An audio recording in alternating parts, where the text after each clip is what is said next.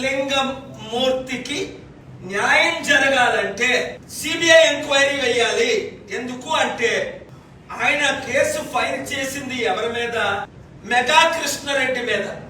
1,10,000 కోట్ల అవినీతి జరిగింది.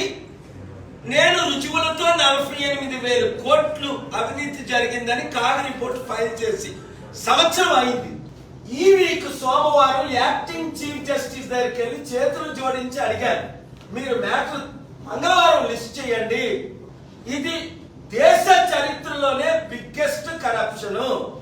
1,10,000 కోట్లు అవినీతి, 48,000 కోట్లు దొరికిపోయారు.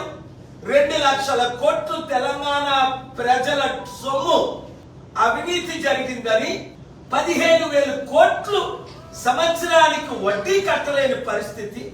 రేవంత్ రెడ్డి 100 సార్లు ఈ కాళేశ్వరం ప్రాజెక్టు అవినీతి సిబిఐ ఎంక్వైరీ ఇస్తాను, మెగా కృష్ణారెడ్డిని అరెస్ట్ చేయిస్తాను, కేసీఆర్ కుటుంబాన్ని అరెస్ట్ చేయిస్తానన్న రేవంత్ రెడ్డి ఈ రోజు కేసీఆర్ మాట్లాడు, కాళేశ్వరం ప్రాజెక్ట్ చెప్పడు, సైలెంట్ గా ఊరుకొని మెగా కృష్ణారెడ్డికి బెస్ట్ ఫ్రెండ్ ఎవడు అంటే రేవంత్ రెడ్డి.